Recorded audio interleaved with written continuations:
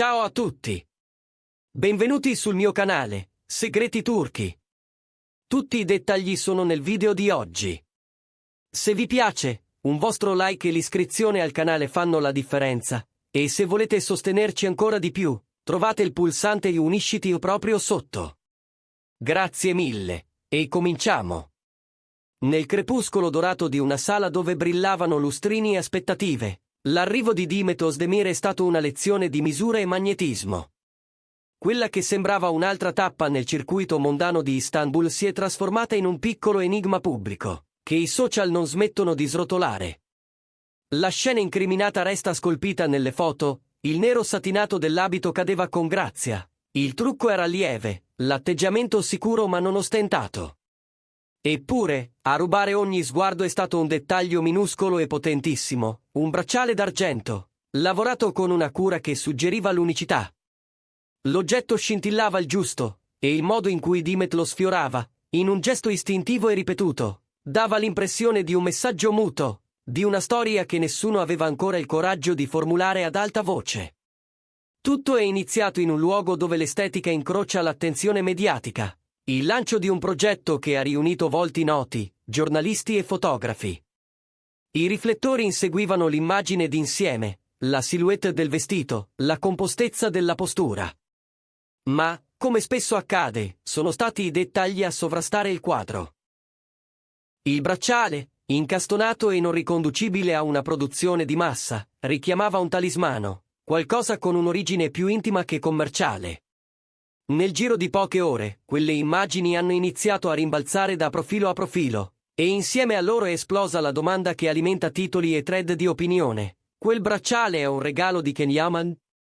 È impossibile leggere il fenomeno senza considerare il contesto.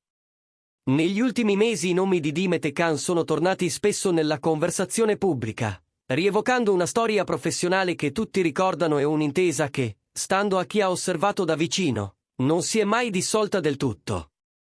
Hanno condiviso set, press tour, momenti di complicità tradotti in migliaia di clip, e quell'esperienza comune, secondo fonti vicine e osservatori attenti, avrebbe cementato un rapporto più profondo della semplice cordialità colleghi.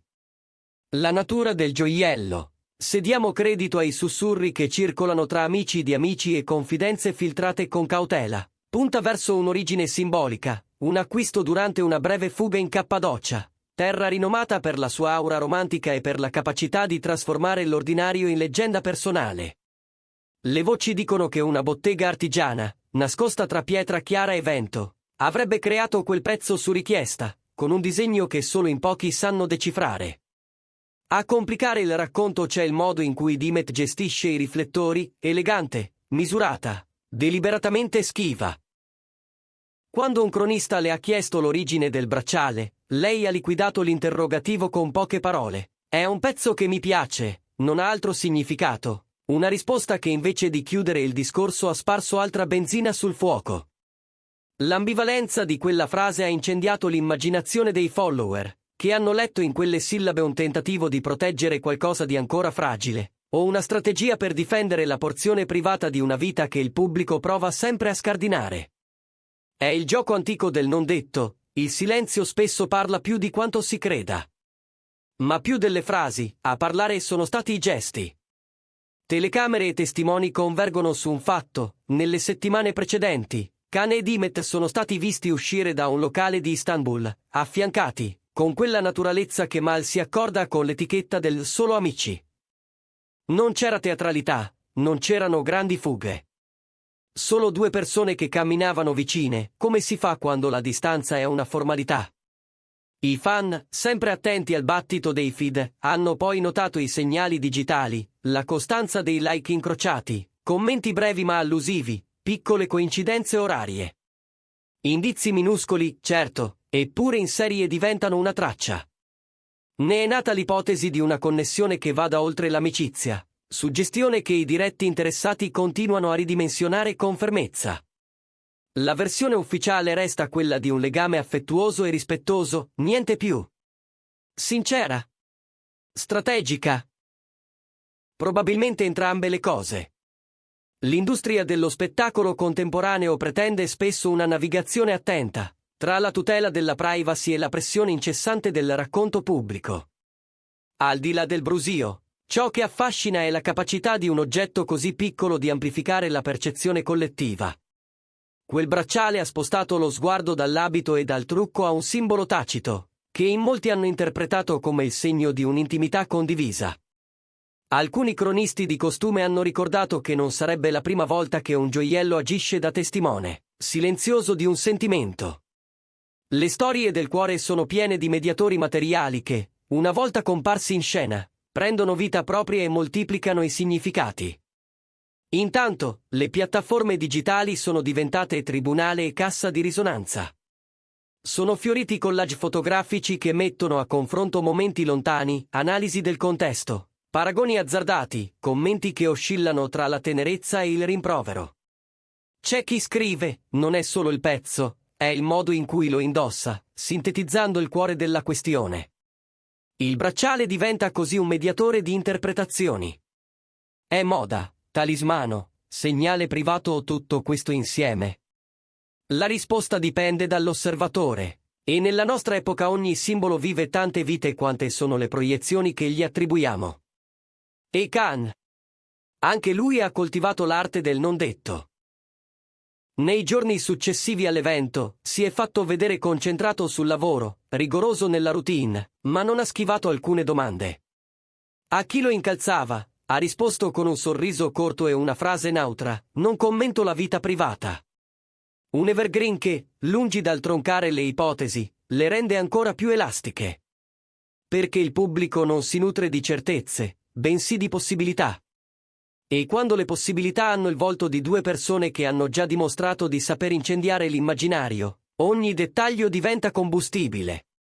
In mezzo a tutto questo, c'è una realtà che vale la pena ripetere: dietro ogni frenesia mediatica esiste una storia umana. Le vite personali degli artisti convivono con la loro immagine pubblica in un equilibrio delicatissimo, che spesso si manifesta proprio attraverso piccoli oggetti, gesti misurati, silenzi. È lì, in quel margine, che ognuno di noi cerca di leggere una verità. Qui a Segreti Turchi cerchiamo di raccontare questi passaggi con cura, sapendo che un bracciale può dire tutto e il contrario di tutto. Allora vi chiediamo, voi che idea vi siete fatti? Quel bracciale vi pare la prova tangibile di un sentimento, oppure preferite considerarlo un ornamento senza peso? Volete che approfondiamo questo filo narrativo qui su Segreti Turchi, o preferite che torniamo su altri aspetti dello showbiz turco? Scriveteci nei commenti le vostre ipotesi e le vostre teorie. Le osservazioni più originali verranno lette in futuro, perché questa conversazione la costruiamo insieme, passo dopo passo. Se vi piace ciò che realizziamo su Segreti Turchi e volete aiutarci a indagare e condividere storie come questa, iscrivetevi, attivate le notifiche e, se vi fa piacere darci un sostegno extra ed esclusivo, cliccate sul pulsante Unisciti.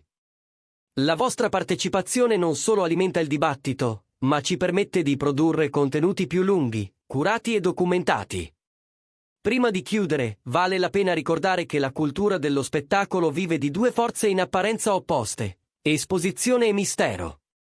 Il bracciale che ora circola in foto è un oggetto minuscolo, ma la sua capacità di generare racconti lo rende un frammento prezioso della nostra cronaca emotiva. Forse non sapremo mai con certezza se si tratta di un dono nato da un'amicizia che sta sbocciando di nuovo, o se è soltanto un regalo privo del significato che il pubblico gli attribuisce. Quello che sappiamo è che, tra le mani di Dimet, questo accessorio ha riconquistato l'attenzione di migliaia di persone, innescando domande a cui solo il tempo e la volontà dei due protagonisti potranno rispondere. Segreti Turchi continuerà a osservare, documentare e raccontare ogni capitolo con rispetto e curiosità, i due ingredienti senza i quali il pettegolezzo non diventa mai racconto. Se volete che approfondiamo il contesto di quella fuga in Cappadocia, i maestri che lavorano l'argento a mano in Turchia, o come le star impostano la loro strategia di comunicazione, fatecelo sapere nei commenti. Lavoreremo per portarvi un contenuto esclusivo con interviste, immagini e analisi. Nel frattempo, aspettiamo le vostre voci, iscrivetevi, commentate, unitevi alla community. Qui i dettagli contano, ma contano soprattutto le storie che sappiamo leggere dentro i dettagli. Grazie di cuore per aver guardato il video. Ci vediamo nel prossimo. A presto e prendetevi cura di voi.